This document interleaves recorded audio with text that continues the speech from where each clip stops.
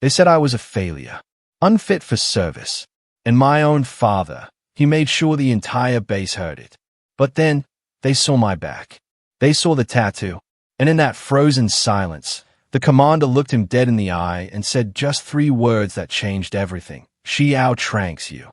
My name is Sarah Kalin. I'm 36 years old, and half my life has been spent in the military.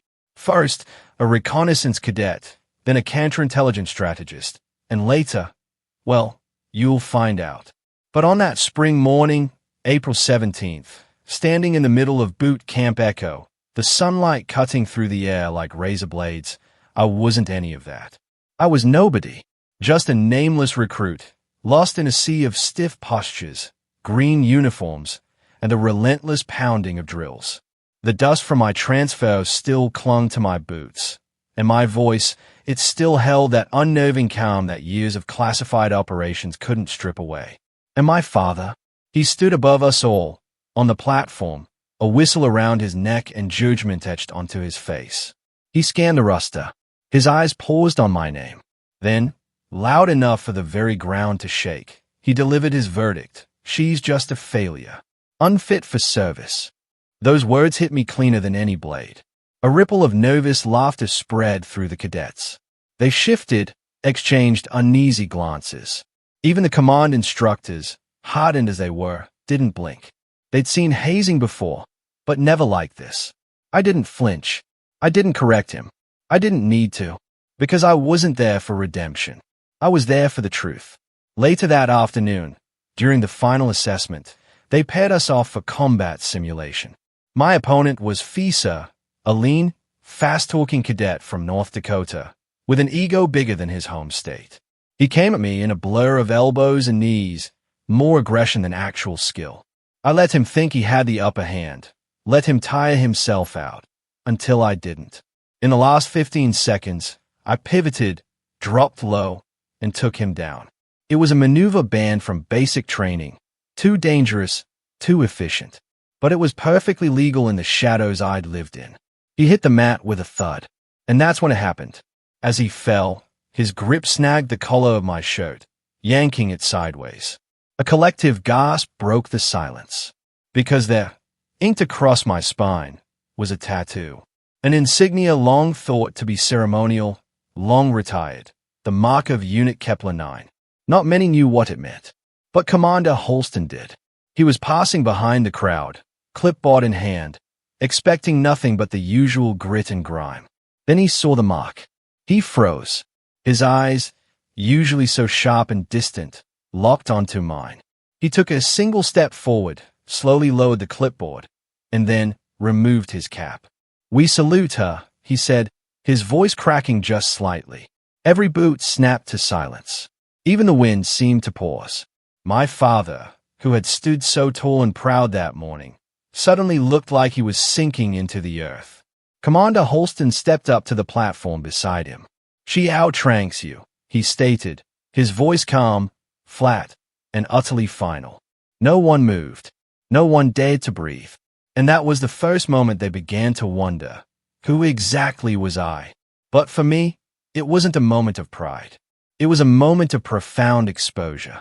Because that tattoo, burned into my skin after a mission that never officially happened, wasn't supposed to exist anymore.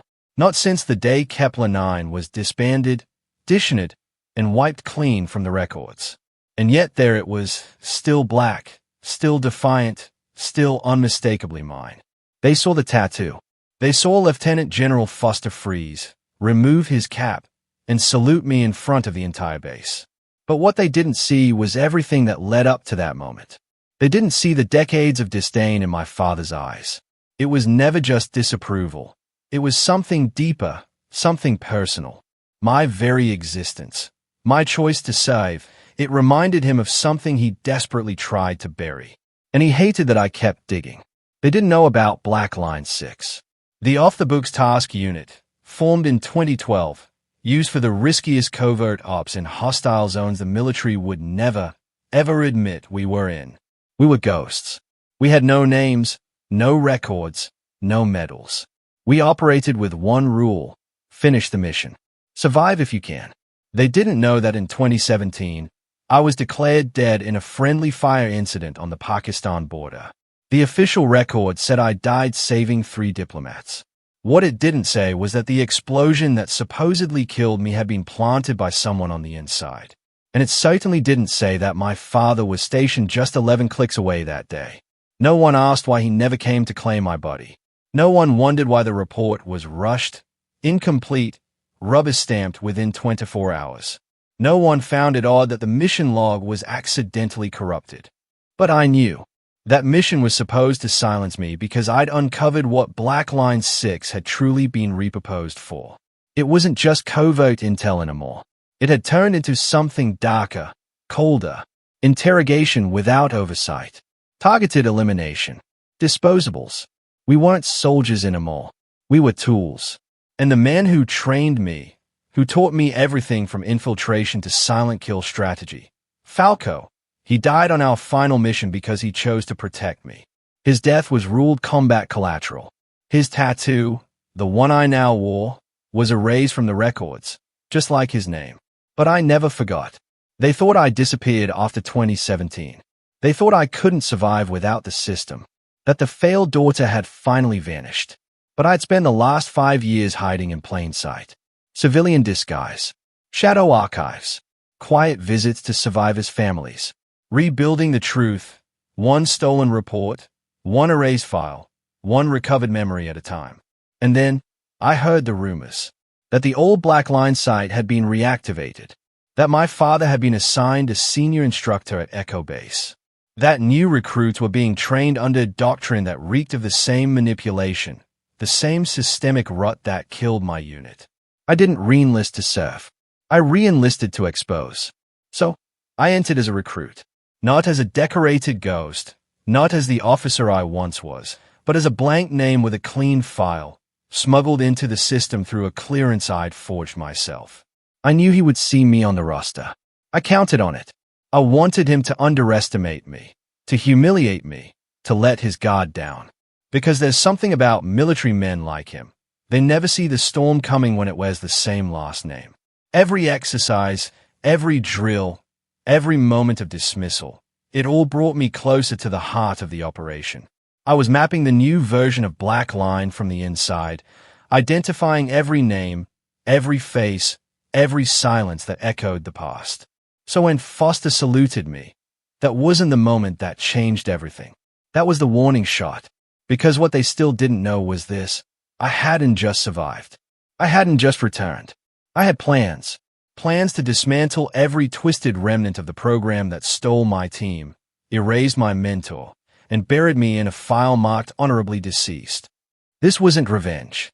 This was correction, and it had already begun. My name wasn't on the door. No rank, no title, no history, just the label, Internal Policy Advisor assigned for observational support. To anyone reading that file, I was bureaucratic clutter, someone the upper brass sent in to improve morale metrics or reassess chain of command protocol. A nuisance. A policy patch. Harmless. Exactly what we wanted. Only one man at Echo Base truly knew who I was. Lieutenant General Foster. He had served with Falco, the man who trained both me and my father, the man who died in the same explosion that the reports said killed me. But Foster knew that was a lie. He had helped cover it. And now, he was helping undo it. He met me at the helipad, away from the cameras. His face hadn't changed much, still weathered from decades in the field, eyes sharp, but carrying a heavy weight in the silence between his words. "You'll work from Sector C," he said. "No clearance above Level 3. You'll observe drills, behavior, discipline. Nothing else. Keep your head down." "I understand," I replied, my voice steady. "No one can know you're here under false identity. No one can know who trained you. Not yet." I gave him a single nod. "Let them think I'm just a ghost of policy." He almost smiled. "They already do." The quarters they gave me were in the older wing. Dim lighting, stiff sheets, walls that whispered old rumors. It suited me. I didn't need comfort. I needed shadows. On my first day, I walked past 10 officers without so much as a second glance. To them, I was just another bureaucrat sent to check boxes. No salute, no questions, just dismissive nods and half-finished greetings. Perfect. I watched their routines. I memorized names. I learned who played politics, who played soldier, and who played both. And slowly, I started finding the cracks. They had resurrected pieces of black line, but differently. Smarter, hidden behind training modules labeled as Tier 4 isolation drills, optional, volunteer-based. But I knew that language. It was how they disguised conditioning exercises. Psychological pressure, disinformation, tolerance, loyalty, rewiring. And it was being run by someone named Colonel Dresser. The name wasn't familiar, but the methods were chillingly so. I requested access to training footage under policy review protocol. The request was denied. Twice. On the third attempt, Foster handed me a drive in the mess hall, sliding it across the table like it was nothing more than sugar packets. No trace, he muttered. You get 1 hour. That night, I locked my door and plugged it in. The footage was grainy, clearly extracted through an internal relay. But what I saw boiled my blood. Recruits, blindfolded and confined in boxes. Forced isolation. Simulation of betrayal by command structure.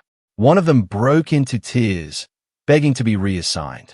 The instructor, off-screen, replied coldly, "If you're not ready to be forgotten, you're not ready to be used." Falco used to say, "We train warriors, not machines." This was something else. This was manipulation as doctrine. I closed the file. I didn't cry. I didn't scream. But I did remember. I remembered the first time I sat in a steel chair, told to forget my name. I remembered Falco slamming his fist on the desk, refusing to allow it.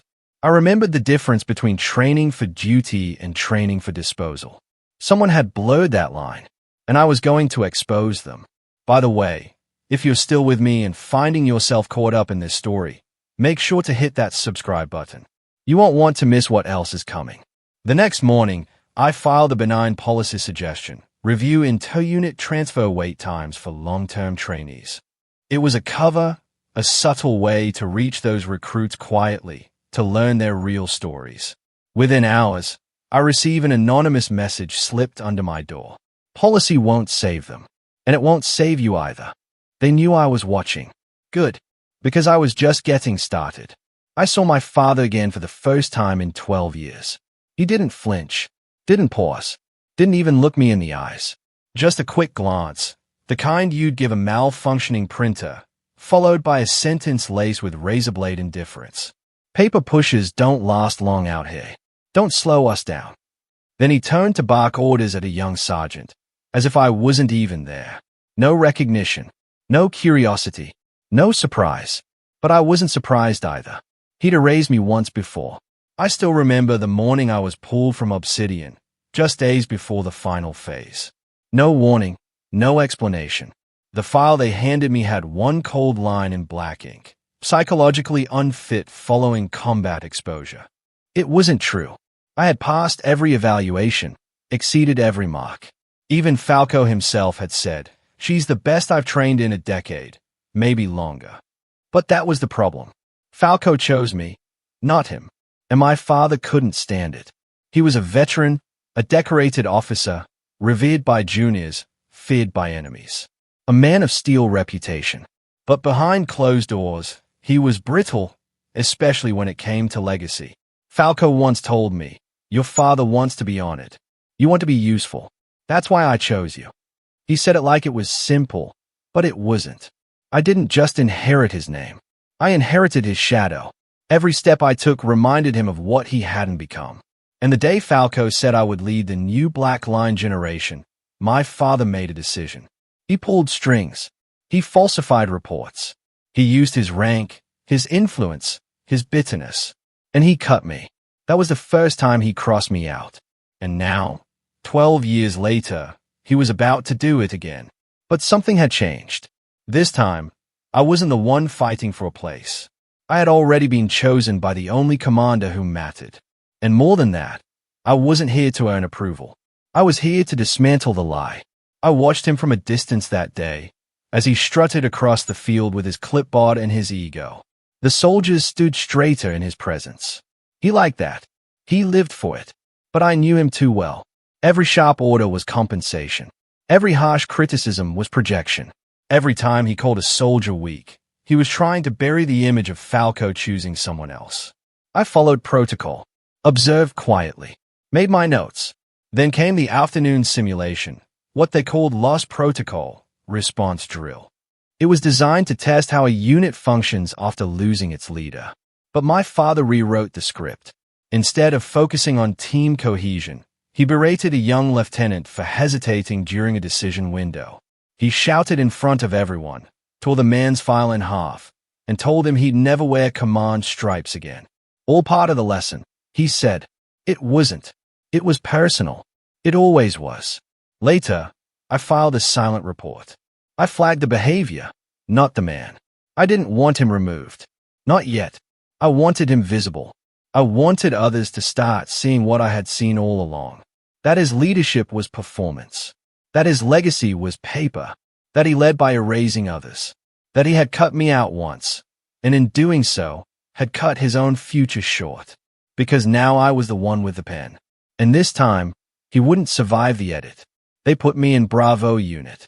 That's where they dumped the ones who couldn't run a mile without coughing up their lungs, or fire a round without closing their eyes. Our gear was outdated, vests that barely fastened, comms with static. One rifle came with no firing pin. Another had a warped barrel. They didn't hide the sabotage. They made it feel like a joke. Sergeant Madsen, the training officer assigned to us, never read the drills aloud. He gave vague orders, changed the mid-course, only to later accuse us of disobeying protocol. He pitted us against alpha teams in impossible matchups, combat sim rounds that weren't balanced, terrain that wasn't briefed. Once, they sent us into a night operation with one NVG set for 5 soldiers. Madsen said it was a test of adaptability. Fisa laughed. Fisa always laughed. He was the loudest one in the unit. Lean build, hair always wet with sweat, eyes scanning for trouble. He could light a fire. "Hey, Kalen," he shouted one morning on the range. "You here to grade us, or do you need us to remind you which way the barrel points?" A few of the others chuckled. I didn't flinch. Falco taught me what to do when someone tries to draw a reaction out of you. Don't waste words. Make them regret asking. I loaded a single round, adjusted the faulty scope, took a breath. Fisa kept sneering. While still figuring it out, I angled slightly, fired without raising the stock fully to my shoulder. The shot cracked. The target, 100 yards away, split clean through the bullseye. The sneer stopped. Even Fisa's smirk tightened. But Madsen didn't say a word. He logged the shot as a misfire. They weren't just trying to test me.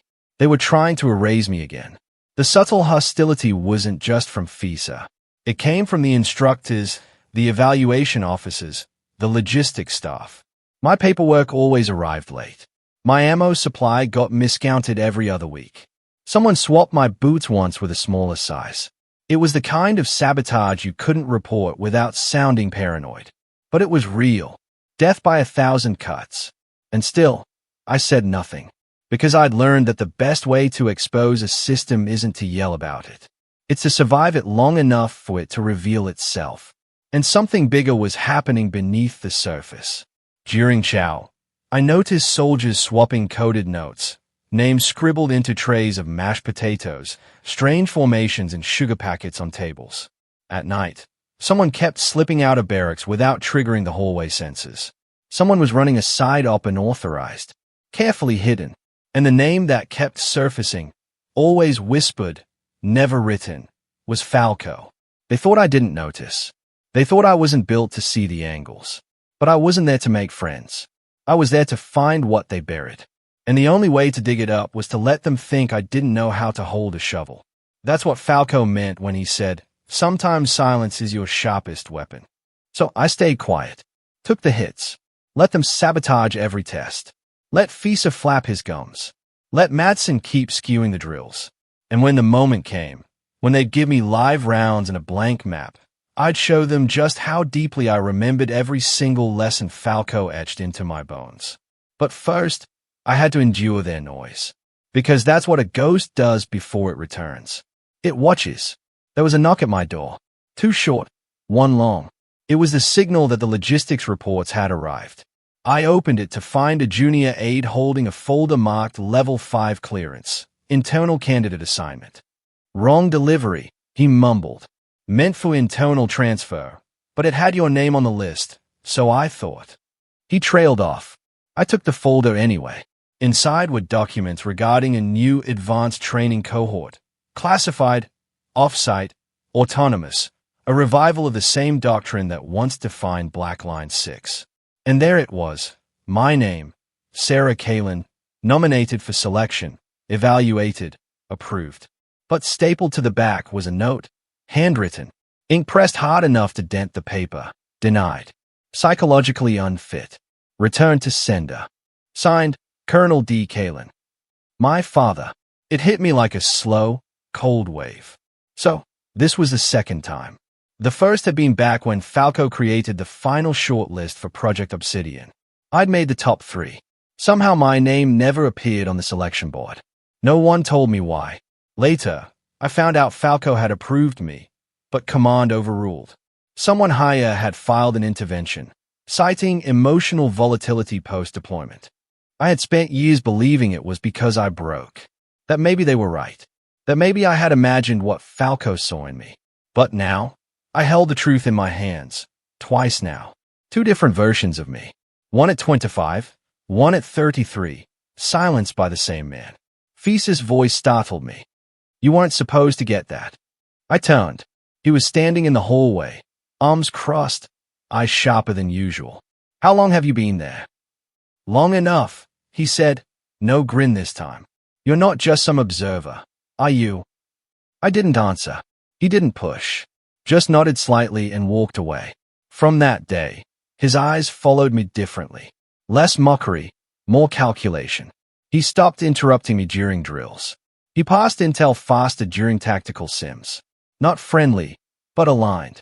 Something had shifted, and I realized Fisa wasn't dumb, just angry, just misplaced. Like a grenade someone forgot to aim. Maybe he'd seen enough of how the system worked to recognize a pattern. That folder wasn't just a missed opportunity. It was proof. Proof that merit wasn't enough. That blood could be thicker than protocol, but also far more poisonous. That morning, I slipped the folder into the seam under my bunk. I didn't confront my father. Not yet. Because people like him, who believe they can rewrite a person's future with a single signature, they don't understand quiet confrontation. They understand exposure. Public. Irrefutable. And I wasn't ready yet. But I was getting closer. The folder confirmed it. This wasn't just sabotage. It was Faye. They feared the ghost of Black Line. Feared that if someone like me made it back into the spotlight, the questions would resurface about why the program ended, why Falco disappeared, why half the team retired under sealed NDAs, and why the one student he believed in most was never allowed to speak. I was done being erased. The next time they tried to bury my file, I'd be the one holding the pen. It was nearly midnight when I saw her. Behind the east warehouse, between the supply crates and the fence line. Her boots tucked under her, arms wrapped tight, not from cold, but something else entirely. Megan Nangwin. Young, sharp, a top performer in the previous marksmanship trials. Falco would have liked her. A straight shooter, observant, quiet, but not timid. And yet, she was crying. I didn't announce myself. Just stood there a moment. The shadows cloaked us both. When she finally noticed me, she didn't flinch. I know I'm not supposed to be here, she said, her voice brittle. I'll leave in a minute. I shook my head. I'm not here to report you. That was all it took. The silence broke. I passed the tactical simulation, she whispered. I know I did. Every move, every objective, I led my team right. I followed every protocol. She wiped her eyes, but they still marked me failed. I waited. She reached into her coat and pulled out a folded paper. It was damp, but legible. Her copy of the scenario scorecard. A mark in red ink across the top. Fail, leadership breach. They said I gave an order that compromised team safety, but I didn't. I followed their rules exactly. I asked, did you question it? She looked down. I did more than that. And then came a confession. Not rehearsed, not defensive, just raw. I filed a report against Sergeant Levin. During night ops last week, I saw him altering results for one of the boys, Jason Pike. He swapped the comm logs and erased the error codes. I logged it officially with internal review. Her hands trembled. Next thing I know, I'm pulled from the list. 2 days later, they say I failed. That's when I understood. It wasn't just about a score or grudge. This was retaliation, dressed in procedure. I opened my notebook, the same one Foster told me to keep under lock, separate from the digital systems. Paper didn't vanish like files did. It didn't corrupt or misroute. She watched me write. "Why are you helping?" she asked. Not bitter, just bewildered. I didn't answer her directly. Instead, I wrote her name, the date, the training unit, the accusation, and then my own signature beneath it. I looked up. If anyone asks, this conversation didn't happen. But if they come for you again, hand them this page. Megan stayed at me for a long time, then nodded once. As she left, I leaned against the cold metal of the crate. A quiet fury simmered low in my spine. Foster had told me once, years ago, after a hearing gone wrong, you don't need 100 testimonies. You just need one truth told by the right voice. Megan's voice was quiet, but it would echo, because I'd make sure of it. The next day, she returned to class. No one spoke of the test, but I saw the shift. Her posture straightened, her silence firmer, more deliberate. Pike, the boy who benefited from Levin's manipulation, watched her nervously now. Levin avoided her altogether. Something was moving beneath the surface. And just like that, a crack formed in the facade. I didn't need to storm the gates. Just light one match at the foundation. And Megan, unknowingly, had just handed me the flame. It happened on a Thursday, late afternoon, sky overcast, wind heavy. The kind of day where secrets didn't want to stay buried. I was sitting on the far end of the weapons maintenance lot, going through the same checklist I'd done 100 times. Recoil springs, trigger groups, stock damage. That's when Fisa approached. No swagger, no smack, just a printed sheet of paper, folded twice, creased in a way that said he'd been holding it for hours, maybe longer. He didn't speak at first, just stood there. I looked up, waiting for another half jab. Another challenge. Another mockery of the paperwork soldier they all thought I was. But his face was different. He handed me the page. "I wasn't supposed to see this," he said. I unfolded it, slowly, as if my hands already knew what it was before my eyes confirmed it. It was an internal operations log, a backup file from a classified vault. Nothing fancy, just plain black ink on department letterhead, misaligned from a low-budget print queue. But what it said everything. Subject, Callan, Sarah. Unit, Ghost Echo. Operation, Black Line 6. Status, presumed KIA. Date, October 3rd, 2017. There were more lines of redacted text. Coordinates. A note from a Joint Command officer recommending a closed memorial. No public record. I had seen this once before, years ago. Just once. And then I watched it vanish. Fisa had found the ghost of a file meant to disappear. I folded the sheet and slid it into my jacket. "You could get discharged for accessing that," I said quietly. He shrugged. "You know how many nights I spent wondering why you walked like you'd been in real fire but flinched when people shouted your name? Or why Foster never corrected you no matter how far you pushed the edge?" He paused. "I thought you were pretending. Acting like you were above us." His voice softened. "But you weren't pretending. You've been somewhere we can't even imagine." There was a silence between us.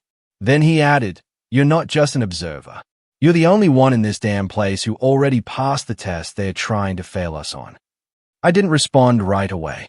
Instead, I let my fingers drift across the faded ink. A memory printed. My own name flanked by death. Presumed KIA. That's what they called it. I remember the way my blood had soaked the sand that night. The weight of the man I dragged on my back. Both of us limping through gunfire. The blackout order. The radio silence. The moment Falco's voice cracked over comms. Not from fear, but from helpless rage. And then the stillness. The agreement. The fake obituary. They buried me without ever seeing a body. All to protect the program. To shield the truth behind Black Line 6. I looked up at Fisa. His expression was steady now, not of awe, but of realization. He hadn't just discovered I was once part of something classified. He had seen the full arc, who I'd been, what I'd endured, and what had been done to erase it. "You're not going to report this," I said. He shook his head. "I should," he answered. "But if I do, someone else will make it disappear for real this time." Then quieter.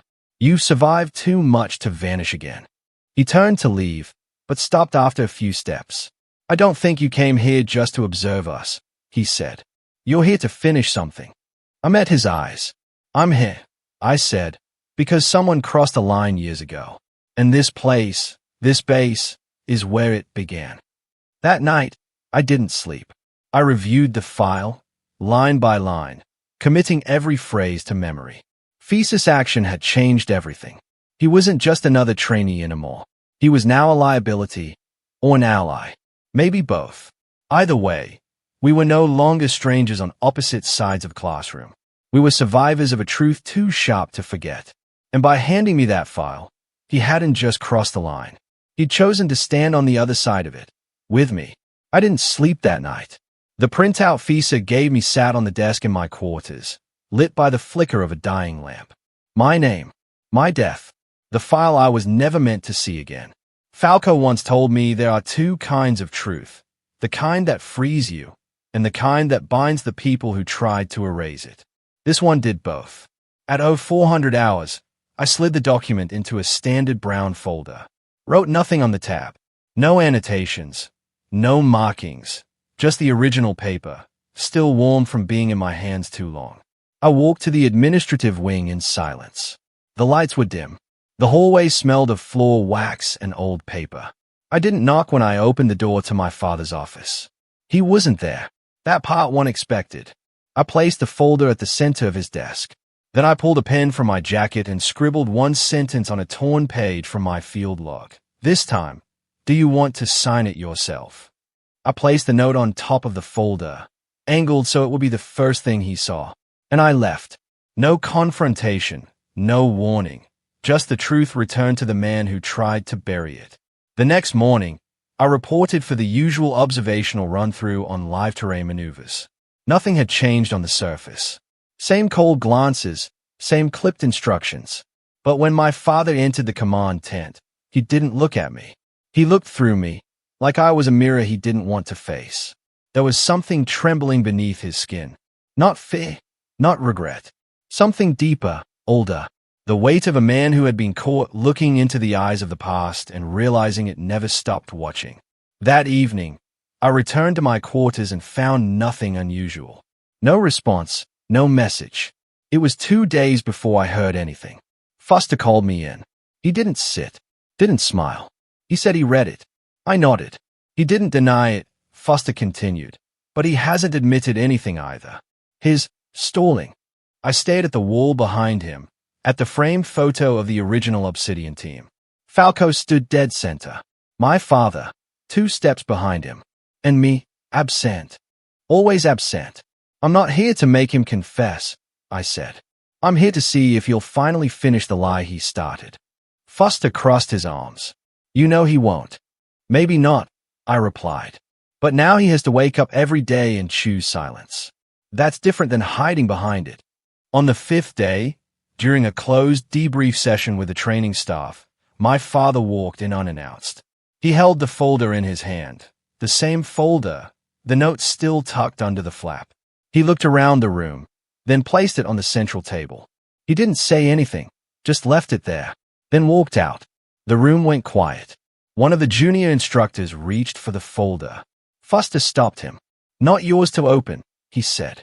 "Not yet." Later, I returned to my quarters. I opened my locker where I kept a second copy of the same file, Thesis Original. I didn't need it anymore. He had it now. And in the silence that followed his silent delivery, the burden shifted. He could destroy it. He could deny it. But he could no longer pretend it didn't exist. I had given the story back to its author. Whether he chose to end it truthfully or burn it again, that was no longer my concern. I had planted the weight in his hands. Let him finish it himself. The graduation grounds were cold that morning. though the sun had risen clear. The recruits stood in formation, boots lined with precision on gravel that still remembered the storms of nights past. I stood in the last row. No insignia, no ribbons, no name tag. Just a shadow at the edge of a ceremony I was never meant to be a part of. They handed out commendations. Unit leaders stepped forward. Fisa received his with a barely concealed glance in my direction. Megan's name was called, and I felt something loosen in my chest as she crossed the field with dignity, more than they ever allowed her to have before. Then my father took the stage. He stood behind the podium like he had 1,000 times. Voice steady, shoulders locked. The perfect image of command. He began. There's one file I was handed, but had no words to write upon it. No rank to assign. No commendation to present. It's too empty to recognize, too vague to justify. He didn't say my name. He didn't need to. Everyone knew. The air tightened around me. I have no remarks about Advisor Kalen. There's nothing in her record I can speak to. And so I won't. He stepped down. That was it. No honor. No acknowledgement. Not even a dismissal. Just silence. But before anyone could move, before the ceremony could end, another figure walked out. Lieutenant General Foster. His pace was slow, measured, intentional. He didn't speak as he crossed the platform. He didn't stop where speakers usually stood. He walked straight past the microphone, past the flags, to the table of training records, and placed a red file at the center. Its spine cracked from age. The emblem faded, but still unmistakable. The obsidian crest split in half down the middle. A dozen heads turned. Instructors, officers, recruits, my father. Foster didn't look at anyone but me. Then, with a voice low but steady, he said, there was once a unit that didn't officially exist. Its members had no birth dates, no death notices, no graves. Only outcomes. It was called Ghost Echo. Their final mission was Black Line 6. He rested his hand on the red file. Their commander was listed as presumed dead in 2017. But some of us never believed that. The silence shifted. It became sharper, electrified. I saw my father step forward, but Foster raised a hand. Not in protest, but in command. The same gesture we were trained to obey without hesitation. Her name is Sarah Kalen. She led 6 operatives into a mission no one else would touch. They never came back, but she did. Broken, unseen, erased by the very hands that trained her. He paused, and she returned, not to reclaim what was taken, but to protect what was left. He opened the red file. There, on the top page, was my photo in full tactical gear. Below it, status, presumed dead. Mission debrief suppressed by Order 1973. Classification, Ghost Echo Command. Foster turned toward the assembled group. You were told she was an observer, that her file was empty. But the truth was never lost. It was hidden. He looked back at me, and now it no longer is. Then he did something I never expected. He saluted, not out of pity, not as ceremony, but with the precision of someone who knew exactly what that gesture cost. And slowly, one by one, others followed. First Megan, then Fisa, then the instructor who tried to fail her, then the recruit who once laughed at my lack of insignia. And finally, though it took him longer than it should have, my father. He didn't say a word, but his hand rose to his brow. A quiet, reluctant, bitter salute. And for the first time in 12 years, I saw his eyes not as my father, but as a man who finally realized the legacy he tried to erase now stood taller than him. When the ceremony concluded, no announcement was made. No applause followed. But the silence that remained was no longer the same. It was not the silence of omission. It was the silence of acknowledgement, the kind that speaks louder than words. The silence still hung in the air when Foster turned toward my father. He didn't raise his voice. He didn't need to. His words cut clean and sharp like something long overdue. You know that tattoo, he said. We both used to dream of earning it. But only one of us was ever chosen by Falco. My father's jaw tightened. Foster took a slow step toward the edge of the platform, then turned to face the recruits. His voice carried with purpose. Now, not for confrontation, but for clarity. She survived Black Line 6, he said. The last living operative. The final commander of Ghost Echo. And the only person who has the authority to shut this entire training program down. There was a beat. A long breath across the ranks. And then Foster turned to me. Sarah Kalin, he said, loud enough for every officer, every recruit, every ghost in that field to hear. You now outrank everyone on this ground. I stood still. Every instinct in me said, stay quiet. Stay low. Don't break formation. But Foster raised his hand in salute. Not to the past. Not to protocol. To me. And then they followed. One by one, the officers stood. The instructors. The trainees. Even the ones who once ignored me, mocked me, sabotaged my tests. They rose, their right hands lifted, uniforms stiff with dust and sweat, but posture sharp. Because this wasn't ceremony anymore. It was truth. I looked at Megan. Her face was calm, solid. At Fisa, whose eyes held none of the sarcasm from before, only fire, respect, and something else, conviction. Even the assistant commandant, who had tried to block Megan's score, now saluted. All except one. My father still stood near the edge of the platform, frozen. Foster turned back toward him. She outranks you, he repeated. This isn't a matter of pride, Kalin. This is structure, recognition, and consequence. My father didn't respond, didn't move. His hands clenched, but not into fists. Into something smaller, tighter, as if gripping an old belief that had finally cracked. I took one step forward. Just one. For the first time, I looked directly at him, and I said clearly, you taught me the importance of hierarchy, of respecting the chain of command. So now, as your superior officer, stand down. He didn't meet my eyes, didn't speak. His gaze fell to the ground. He looked down, and that somehow said more than any argument ever could. It wasn't anger in his silence. It was the absence of resistance, the hollow admission of defeat. Because even if he couldn't accept who I'd become, he couldn't deny it anymore. The field remained still. No one moved, until Foster walked toward the center table, toward the file that had exposed it all, and with both hands closed the red folder. Then gently, he turned to me and said, do what you came here to do. I walked to the podium. My boots echoed against the concrete. Not heavy, just real. I stood where he had stood, where they had all spoken before me.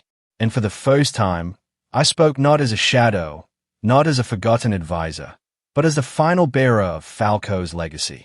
This program, I said, my voice steady, was meant to build leaders, not crush them. It was designed to challenge, not to destroy.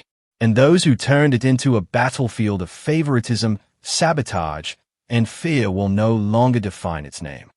I looked toward the recruits, the ones who had trained through broken gear, fake tests, rewired expectations, and still stood tall. You deserve better than what was handed to you. Then I turned to the senior officers. The Obsidian program, as it stands, is hereby dissolved under direct authority from Command Blackline. Effective immediately. Gasps rippled, but no one stopped me. They couldn't. Foster nodded once. This ground will be cleared, I continued. What comes next will not be built on silence, but on merit. I stepped down. No applause. No music. Just the wind moving across the open field like a whisper, carrying something old away. As I walked past my father, he didn't reach out, didn't speak. But just before I passed him completely, I heard him breathe something so low it was barely there. I should have seen it. I didn't turn back. Not out of spite, but because I finally didn't need his recognition to stand. The next morning, the wind shifted. Not just the weather. It was something in the air. The rhythm of boots against gravel. The way recruits whispered. Softer. Looked longer. Saluted cleaner. The training grounds weren't loud anymore. They were alert. Megan's name was the first to echo across the hallway. Her score had been restored. Quietly, but officially. The review board reversed the technical fail that had once haunted her record. She didn't smile when they told her. She simply nodded, as if her spirit already knew the truth long before they dared admit it. She walked past me in the mess hall, paused, and then she did something I wasn't expecting. She reached out and touched the back of my hand, just briefly. "Thank you," she said, not for saving her, but for proving she wasn't crazy. Fisa was next. He didn't say goodbye. He didn't pack with fanfare. But when I passed by the barracks that afternoon, his cot was stripped, his locker clean. Word spread. He'd been reassigned. Elite Division. Shadow Ops. Some way off-grid, but permanent. He left one thing behind. A note folded into his bunk slats. I unfolded it later. 7 words. You never needed to prove it anyway. I placed it inside the back cover of my black notebook. The same one where I'd written Megan's testimony, where I had scribbled things I wasn't allowed to say aloud. By sunset, the names on the bulletin board had been reordered. Not alphabetically, by merit. No more recommended labels pinned by favoritism. No more silent redirections by unseen hands. Everything had shifted, except for one office, my father's. It had remained locked all morning. Lights off, blinds drawn, no movement inside. But just before midnight, I walked past it again, and the door was ajar. The desk was empty. No photos. No stacks of files. No signature pen. Only a manila envelope addressed to me in precise handwriting. It was the first time he'd used my name without a title. Just Sarah. Inside was a single black and white photograph. Worn edges, faded grain. 2 young men in standard cadet uniform. My father and Falco, standing on a concrete platform. Falco's hand rested on my father's shoulder. Neither of them smiled. They both looked like they believed they'd live forever. On the back, scrawled in tight ink, were 10 words. He chose the wrong man back then. But not now. I sat down, not in his chair, just on the edge of the windowsill. And I stayed at the picture. The weight of it wasn't nostalgia. It was history, finally returning home. He had resigned without fanfare. No speeches, no apologies. But this was his way of saying what he never could with a salute. He had seen me. He had accepted the truth, even if it cost him everything he thought he stood for. Outside the barracks, lights dimmed one by one. Someone in the training yard was still running drills. I could hear the rhythm. Boots against dirt, steady, precise. Someone was still trying, still believing, still training the right way. I stood and turned off the office light, left the photo where I found it, and stepped back into the night. The whispers would continue. The apologies would come slowly. But that was fine. I didn't need acknowledgement anymore, just the truth and room for others to finally step forward. I took nothing from the training camp when I left. No insignia, no patch, no ceremonial pin. Only my notebook and one scroll of paper, carefully rolled and sealed, handed to me in the early morning by General Foster. His voice was low. Final Operation Obsidian is now officially concluded. The last operative has fulfilled her charge. I didn't open it then. I didn't need to, because I already knew what it meant. Obsidian wasn't a program anymore. It was a memory, a fracture line that had split careers, buried names, and stolen choices. It had taken nearly everything from me, but it had also carved out something no rank could give. Clarity. I wasn't going back. Not to the army. Not to the divisions that once made medals matter more than morality. Not to the same cycles of gatekeeping wrapped in protocol. No, I walked in the opposite direction. But not away. Never away. Because I hadn't lost the mission. I had only changed its form. Instead of a base, I found a battered warehouse near the coast. Abandoned. Quiet. Anonymous. No badges were required to enter. No one saluted at the door. Inside, I built something different. It wasn't a training center. Not exactly. It was a place for those who had been unseen. Those who had been overlooked, underestimated, passed over because their names weren't paired with the right legacy. Women who had been called too soft. Men who had been told they didn't fit the culture. Immigrants whose accents were mocked. Veterans discharged with silence instead of honor. Every week they came. Not many. Sometimes only 1. Sometimes 5. But I trained them like Falco trained me. No commands, just questions. No ego, just edge. Do you know how to shoot when your eyes are closed? Can you still hit center when you don't hear the applause?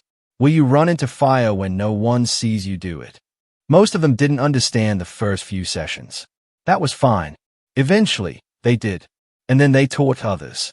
One night, as I closed up for the day, I noticed the scroll Foster had given me was still tucked in the bottom of my bag. It had been weeks. I finally unrolled it. Inside was a formal closure statement, signatures from 6 senior officers, a final declassification of Obsidian, stamped with a broken seal. The same crest Falco once wore beneath his vest. At the bottom, written by hand in dark ink, "You weren't trained to lead. You became a leader by surviving." No title, no sincerely. But I recognized the handwriting. It was Foster's. I sat in the silence for a long while, remembering every hallway I wasn't invited into, every folder that never reached my hands, every instructor who looked through me like I was a ghost. And then I remembered the one shot, the one Falco made me take. Eyes closed.